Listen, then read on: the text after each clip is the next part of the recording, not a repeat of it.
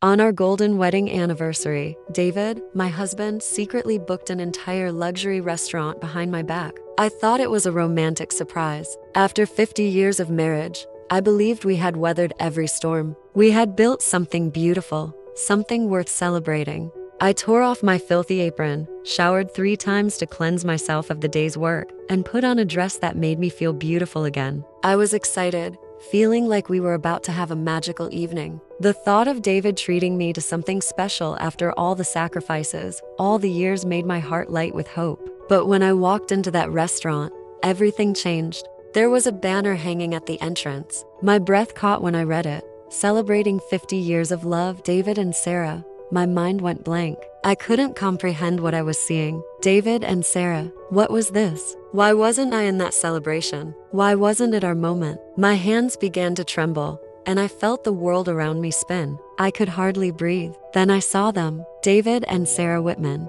his first love. His arm was around her, and they were laughing together, sharing a moment I should have been a part of. My heart crashed in my chest. I tried to steady myself, to not let the tears fall, but I couldn't hold it in. The woman he had once promised to love was sitting next to him, and I was nothing but a ghost in this moment. David looked up, and his face changed when he saw me. He seemed uncomfortable. "Emily," he said, the warmth in his voice forced. "I didn't expect you so early."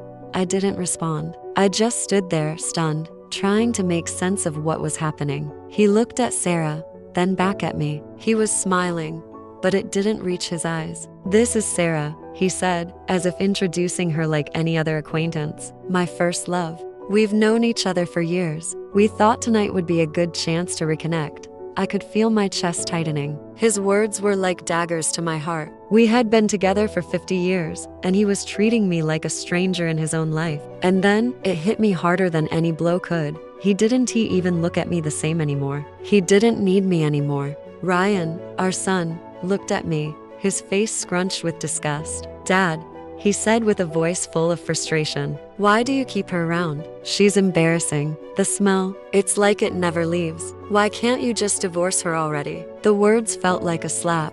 I stood frozen, my body numb. I looked at David, expecting some form of defense, anything to show that he still cared. But instead, he sighed, as if conceding to Ryan's words. "Yeah, son," David said, his voice distant, almost sad. "You aren't Sarah. She's always had this cultured, refined presence. I think we both know that's the life I really wanted. I couldn't have this situation anymore." I couldn't believe it. It felt like the floor dropped out from beneath me. All those years of sacrifice, all those moments of love, and this was how it ended. I wasn't just unwanted anymore. I was a burden. "Mom, you don't belong here," Ryan added, his voice harsh. "If you want to keep doing whatever you do, fine, but just leave Dad alone. You're holding him back." My heart broke in ways I never thought possible. I turned around and walked out without saying another word. I couldn't bear to look at them anymore. I couldn't breathe in their judgment, their rejection. As I walked through the door, I felt like a shell of the woman I had been just moments ago. My head spun, my hands shook, and my heart screamed for justice, for an answer. How had we gotten here? How had my David become this cold, heartless person? The man I had fought for, the man I had sacrificed everything for, now turned on me in front of the people he cherished most. I didn't know how I made it home. I don't remember how I walked through the front door, but when I saw David asleep in the bed we had shared for decades, I knew something had to change. The rage and heartbreak that burned through me were undeniable, and then it hit me.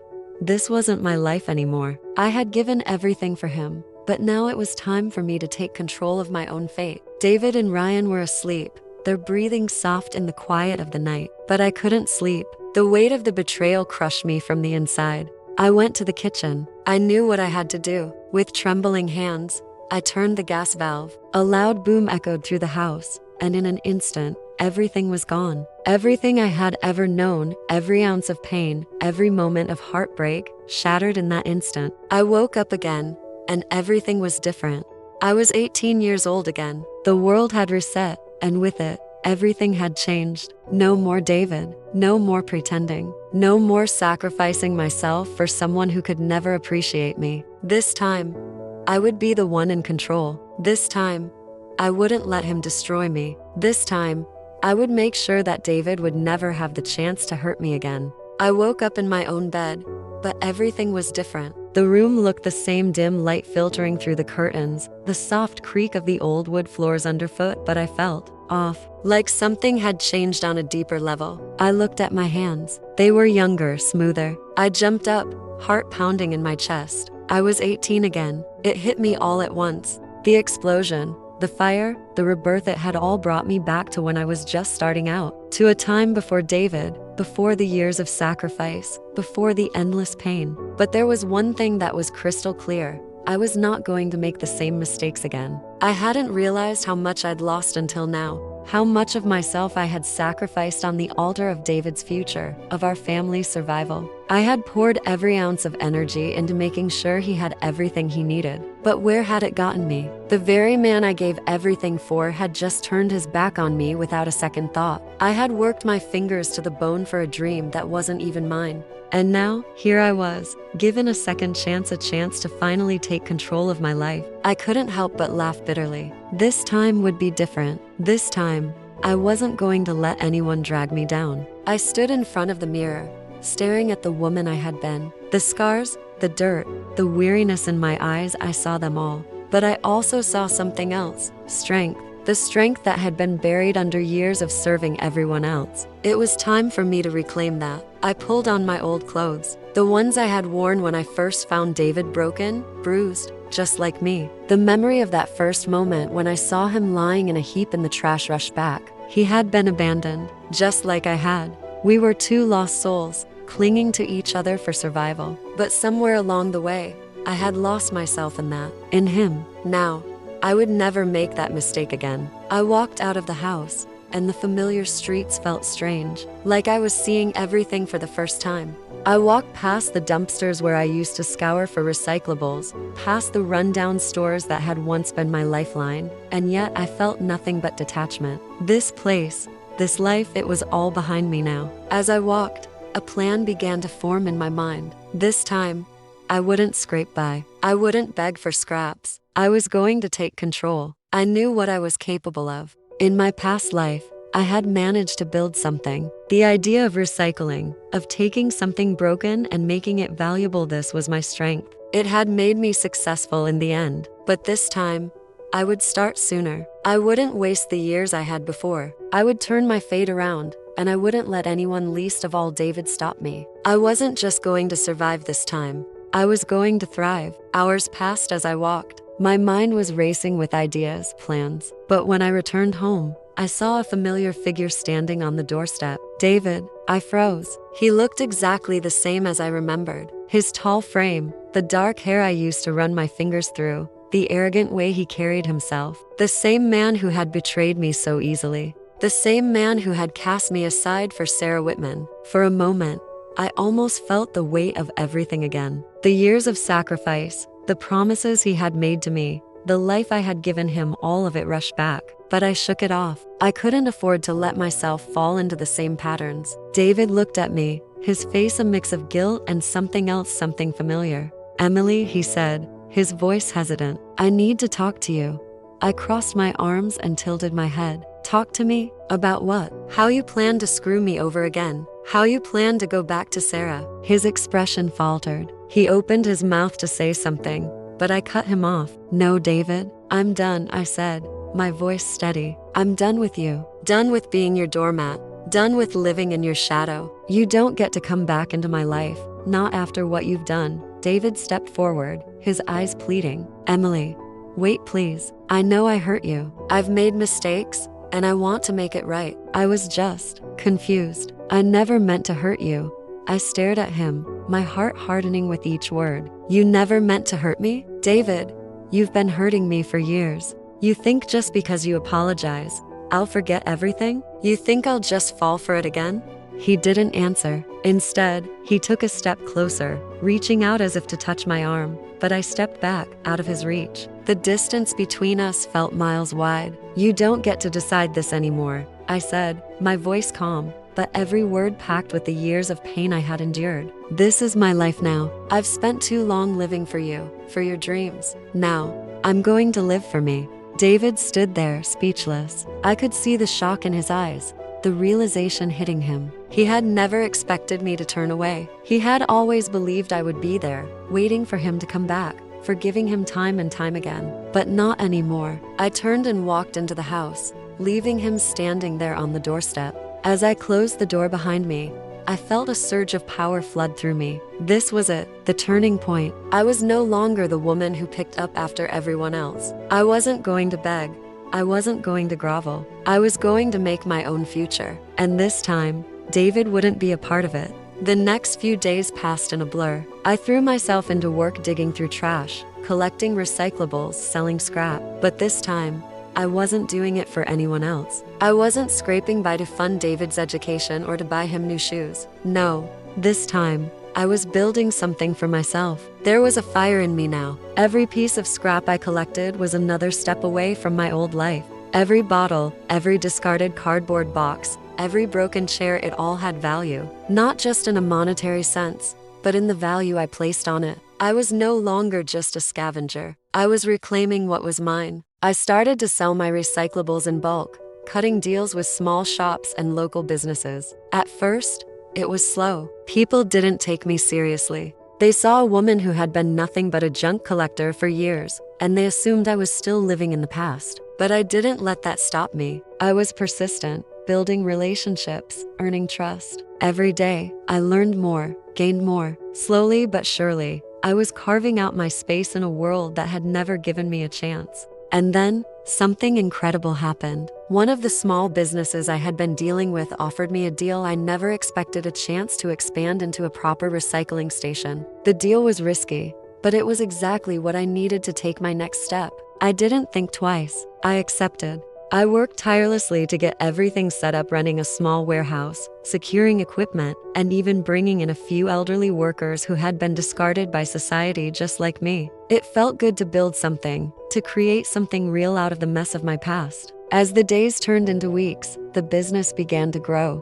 I found suppliers, I found customers, and I found a rhythm that worked for me. It was hard work, brutal work, but it was my work. And every step forward felt like a victory. But David didn't disappear from my life, no matter how hard I tried to move on. A few weeks after our confrontation, he showed up again. This time, he wasn't standing on my doorstep. He was at the scrapyard, his face drawn and desperate. He looked like he hadn't slept in days. "Emily," he said, his voice low, "I need your help."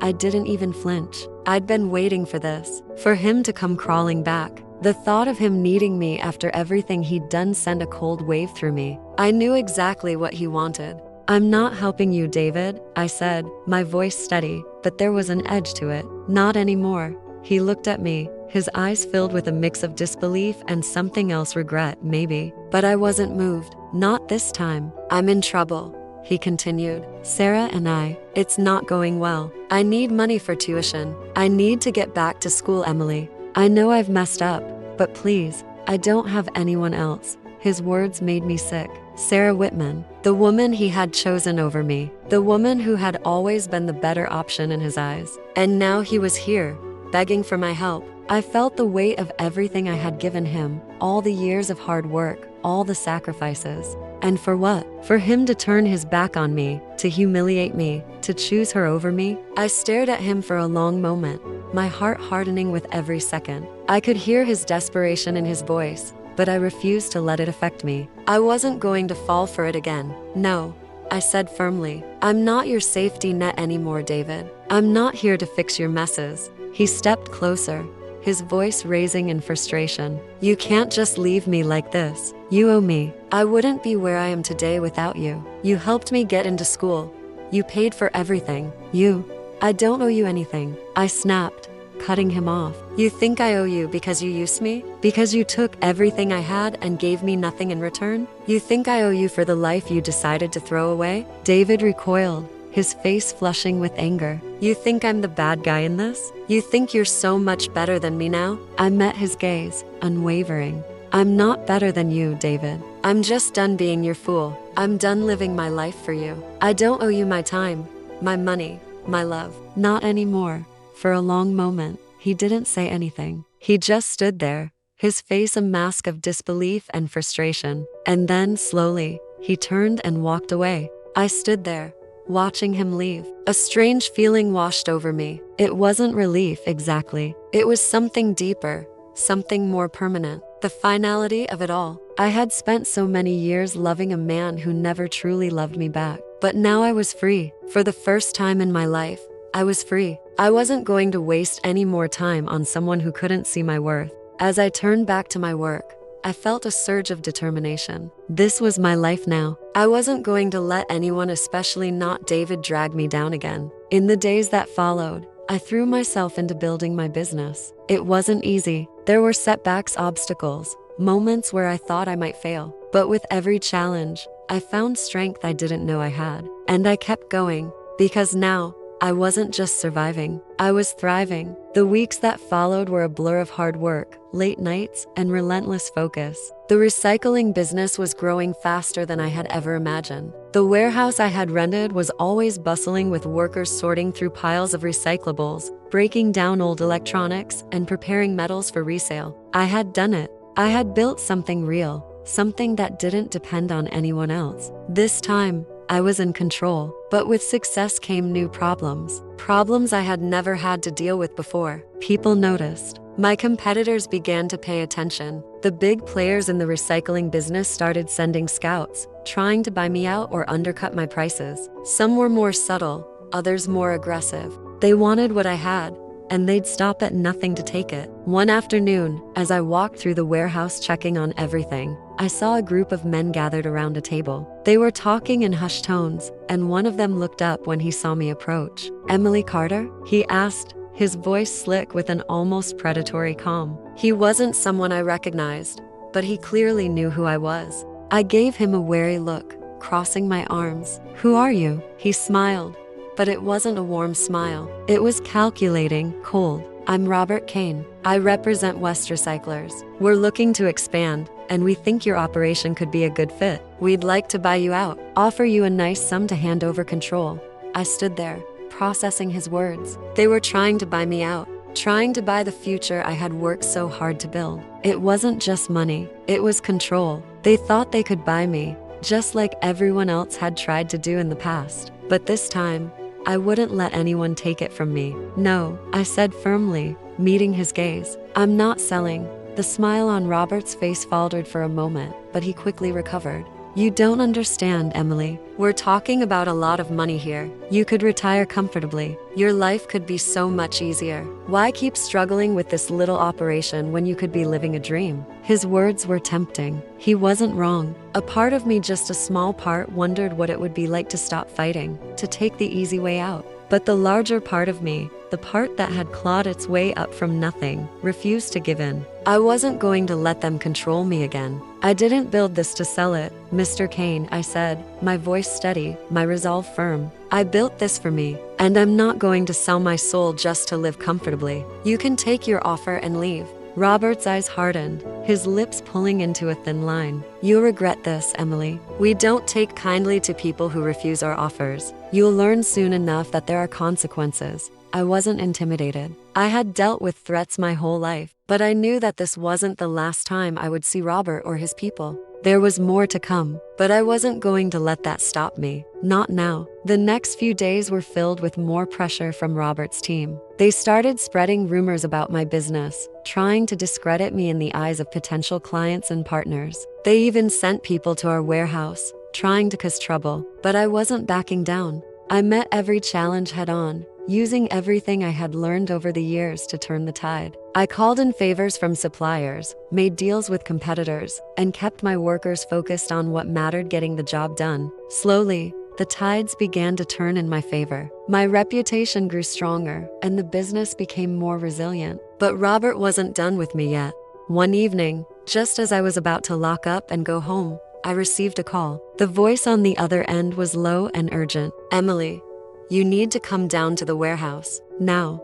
My heart skipped a beat. Something was wrong. I grabbed my keys and raced to the warehouse, my mind running through worst-case scenarios. I had been expecting trouble, but I wasn't prepared for what I saw when I arrived. The front doors of the warehouse were wide open, and I could hear shouting coming from inside. I rushed in, my pulse quickening. What I found was chaos. One of my workers, an elderly man who had been with me since the beginning, was standing in the middle of the floor, shaking his head. "What happened?" I asked, my voice tight with anxiety. He looked at me, his eyes wide with fear. "They came, the West Recyclers guys. They started threatening us. They said they would shut us down if we didn't back off." I clenched my fists, fury boiling in my chest. They had crossed a line. This wasn't just business anymore. This was personal. As I stood there, trying to process everything, Robert's smug face appeared in the doorway. He wasn't alone. Behind him were a few men, his goons. He smiled at me, a sickening grin that made my blood run cold.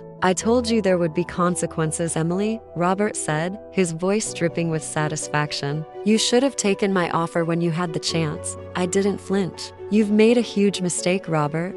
You think you're in control? You think you're some big player now?" He laughed. "You don't belong here, Emily. You never did." Before I could respond, one of his men grabbed my arm, pulling me toward the back of the warehouse. I struggled, but there were too many of them. Robert's eyes gleamed with triumph. "I've got a few plans in motion that will make your little operation disappear, Emily," Robert said, his voice smug. "This is your last chance. Walk away now, and I'll let you live." I took a deep breath. The fear was there, but it didn't control me. Not anymore. I had fought too hard to back down now. "No," I said, my voice steady. "You're not going to win this, Robert." I wasn't going to let him have it. Not this time. I could feel the pressure of Robert's hand on my arm, but it didn't matter. I wasn't going to let him take control. I wasn't going to let him walk over me the way I had let others do for too long. The fight in me had awakened. It had to. The men around me were big, their muscles rippling, but none of them could intimidate me anymore. I had fought battles bigger than this. I had clawed my way out of darkness, from a life of collecting scraps to running a business. I wouldn't let anyone push me back into that shadow. I wrenched my arm free, the strength of my resolve stronger than the grip on my wrist. "Let go of me," I said, my voice cold, firm. Robert's smile faltered just for a second. He hadn't expected me to fight back. For a moment, he seemed uncertain, as if I had done the impossible, taken away his sense of power. But it quickly turned into anger. His jaw clenched, and he stepped closer. "You think you're tough now?" he sneered. "You're nothing. You have nothing. Just a small-time business, trying to play with the big boys." I locked eyes with him. "Maybe I'm small-time in your eyes, but I'm done being the underdog. I'm done living in the shadow of people like you." I stood tall, unflinching, and for the first time in my life, I didn't back down. The group of men behind Robert seemed to hesitate. They had always thought of me as weak, as someone who would fold when the pressure was on. But they were wrong. They didn't know who I had become. One of Robert's men stepped forward, clearly annoyed. "You need to shut this down, Emily, or we will." But I wasn't intimidated. "You won't win this," I said calmly, keeping my eyes on Robert. "I've fought too hard to get here. If you think you can scare me into selling, you're wrong." There was a brief moment of silence, the kind of silence that stretched out and made the air feel thick with tension. The men around us exchanged uneasy glances, but none of them moved. They weren't sure how to deal with someone who wasn't shaking with fear, someone who wasn't begging for mercy. They had never seen me like this. Robert took a step back, his eyes narrowing, and I knew he was recalculating his next move. He was used to winning through intimidation, to making people bend under his pressure. But I wasn't one of those people anymore. "Fine," he said, his voice filled with contempt. "You want to play tough? We'll see how long you last. You'll regret not taking my offer." Before I could respond, he turned and motioned for his men to follow him. They filed out of the warehouse, leaving me standing there, still shaking with the adrenaline of the confrontation.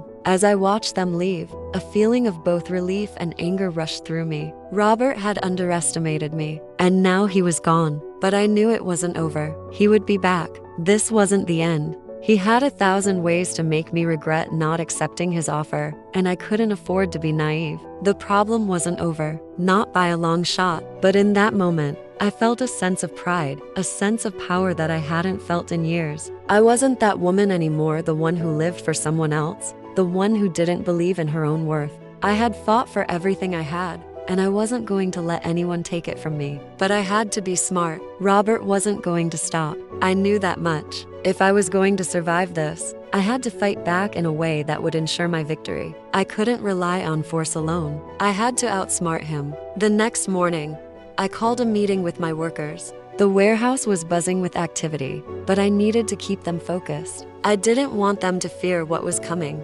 Fear would make them weak. I needed them strong. Listen up, I called out, my voice cutting through the noise. Everyone stopped and looked at me. We've been through a lot, and it's not going to stop now. We have to be smart. Robert Kane and his people won't give up.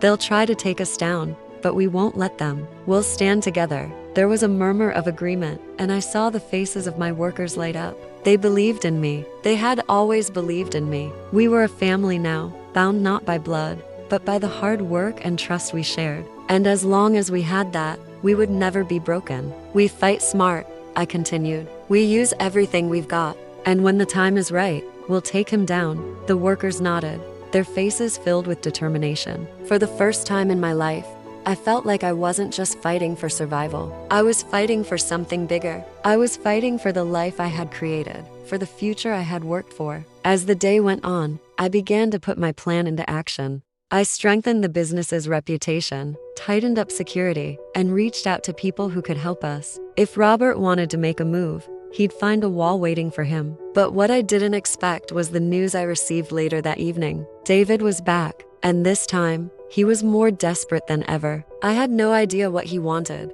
but I had a sinking feeling it wasn't good. I couldn't afford to let him back into my life, not after everything that had happened. But with Robert trying to crush me and David suddenly reappearing, I realized something. My fight was only just beginning. I didn't expect David to come back, but when I saw him standing in front of the warehouse, looking disheveled, lost, and desperate, it felt like the past had come crashing back into my life with a vengeance. The man who had once been everything to me, who I had given everything for, now stood before me like a shadow of his former self. I didn't want to see him, not after everything, but I couldn't ignore him either. Something in the pit of my stomach told me this was going to be another one of those moments where I had to face the reality of what I had lost and what he had taken from me.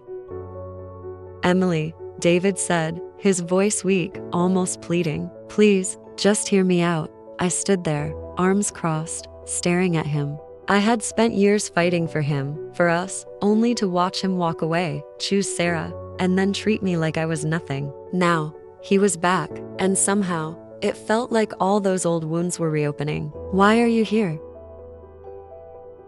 I asked, my voice firm but laced with the anger I could no longer hide. I've given you everything, David. Every ounce of my time, my money, my love. And you walked away from me for Sarah. You turned your back on me, and now you think you can just show up like nothing happened? He winced, like my words had physically struck him, and for a moment, I almost felt pity for him. Almost. But then the reality hit me.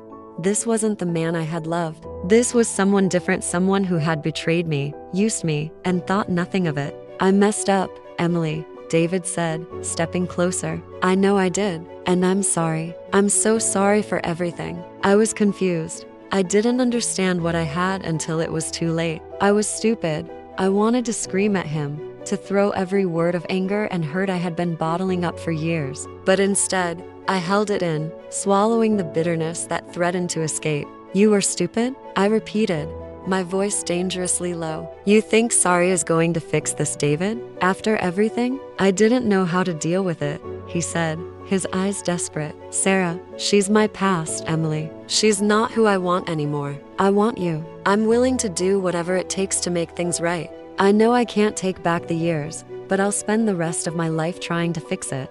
His words were like poison dripping into my veins. They sounded sincere, but they meant nothing now, not after everything. The moment I realized he had used me, when I found out that I had been the one to carry him, to give him everything while he mocked me behind my back, that was the moment I had stopped loving him. The moment I had stopped waiting for him to come back to me. I'm not your second chance, David, I said, cutting through his words. You had your chance, and you blew it. You want to know what I've been doing since I walked away from you? I've been building something for myself, a life that doesn't revolve around you, a life where I don't need to beg for your love, where I don't have to live in your shadow.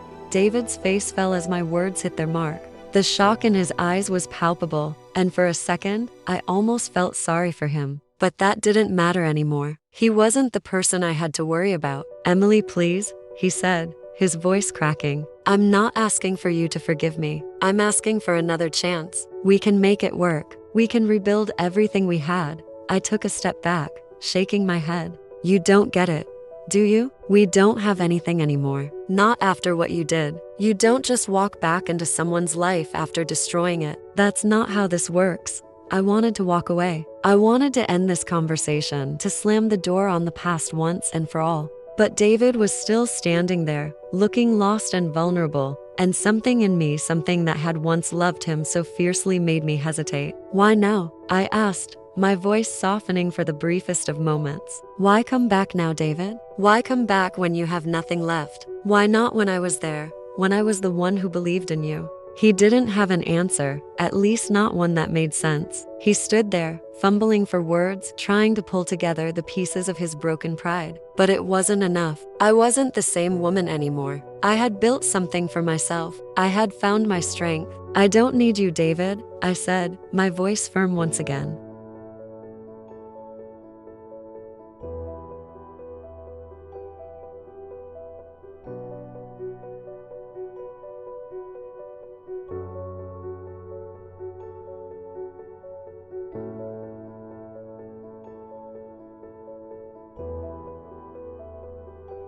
A stranger who had used me, and now, when he saw me standing on my own defeat, he wanted to crawl back. "You've made a mistake, Emily," he said, the edge returning to his voice. "You think you're better than me now? You think you can just forget everything we had? I'll show you. You'll see. I'm going to be someone. You'll regret this." I stood my ground. "Go ahead, David. Be someone. But don't expect me to be there. Don't expect me to wait for you, or forgive you, or fall for your charm again. I'm done." Without another word, I turned and walked away, leaving David standing there. I didn't look back, and I didn't need to. The decision had been made. I wasn't going to be the woman who let her past control her future. Not anymore. It had been a week since David came back into my life, and since then, I hadn't heard a word from him. I had expected him to try and force his way back in, but instead, he seemed to have disappeared. It wasn't the closure I was looking for, but it was the end I needed. It felt final, and that was all I could ask for. But the world wasn't done testing me yet. Robert Kane and his people weren't done either. I knew they were planning something. I could feel it, the unease in the air, the whispers around the industry. They weren't just going to let me take control of my life without a fight, and I wasn't going to back down, not after everything. The threats from Robert escalated quickly. He went from sending men to pressure me to outright sabotaging the business. It started with small things: damaged equipment, stolen shipments of scrap, anonymous calls with veiled threats. But then it escalated into something more dangerous. Someone broke into the warehouse one night, setting fire to part of the building. I arrived to find the flames dying down, but the damage had been done. The fire had burned a portion of the warehouse to the ground. My heart dropped as I surveyed the wreckage. I wasn't sure how long I stood there, the smoke still rising in the cool air. But the anger inside me was building, boiling, threatening to consume me. I had fought so hard to get here. I wasn't going to let some corporate bully destroy everything I'd built. Not now, not ever. I immediately called my team together. This was the breaking point. This wasn't just about business anymore. This was personal. Robert had crossed the line, and I wasn't going to let him win. "This is it," I told my workers, my voice steady but filled with determination. "We're not going to back down. This is our fight now. We rebuild, we get stronger, and we show Robert Kane that we're not afraid of him." The workers rallied around me. They trusted me, and we weren't going to let our hard work go to waste. We spent the next few days cleaning up the mess, fixing what we could, and working around the damage. I called in favors, hired extra hands, and stayed late every night making sure we kept things running. But this time, it wasn't just about survival, it was about taking back control. I knew that if we kept working like this, we would eventually catch up to the damage. But Robert's attacks weren't going to stop. I knew it. He was watching, waiting for me to crumble, for my resolve to break. I didn't crumble. I didn't break. Instead, I made the decision that would change everything. I took Robert head on. I gathered all the evidence of his sabotage, all the proof of the underhanded tactics he had used. I had worked my way into the industry, and now it was time to use that knowledge. I wasn't going to fight with fists or threats. I was going to fight with the law. I contacted a lawyer and filed for an injunction, showing the full extent of Robert's efforts to destroy my business. He had underestimated me. He had thought I was just a woman collecting scraps. But I had learned how to use the system. I had learned how to play the game. The case went to court, and the battle was long and exhausting. But in the end, I won. Robert was forced to pay damages, and his company's reputation took a massive hit. The scandal was all over the news, and his backdoor dealings were exposed for the world to see. He lost everything he had tried to take from me. I walked out of that courtroom victorious, my heart pounding with a mixture of relief and pride. This was my victory, my redemption. But it didn't stop there. I wasn't done with my journey. The fight for my business was over, but the fight for my future was just beginning. As I stood there in the courthouse, a thought hit me. I had everything I needed to create the life I had always dreamed of. But it wasn't about success anymore. It was about what I would do with it. I wasn't going to forget who I was. I wasn't going to forget the pain, the struggles, the sacrifices. They had made me who I was. They had forged me into someone who could stand tall, unshaken by the things the world threw at her. I had fought for this, for my business, for my independence, and I wasn't going to let anyone take it from me. And then, I remembered something important. Someone had told me once, long ago, that the strongest people are the ones who can stand on their own. But the truly powerful ones are those who know when to walk away and create something new. I had created something new. I had built my own future. As I walked out of the courthouse and into the bright sunlight, I knew that no matter what happened next, I would be ready. I would always be ready. David had come back, but I had let him go. Robert had tried to break me, but I had crushed him instead. And now, my future was mine. The next day, I opened the doors of my growing recycling empire. There was more work to be done, more challenges ahead, but I knew that I was stronger than I had ever been. I wasn't the same woman who had once picked through garbage. I wasn't the woman who had spent years supporting someone else's dreams. I was the woman who had built her own future, and no one could take that away from me.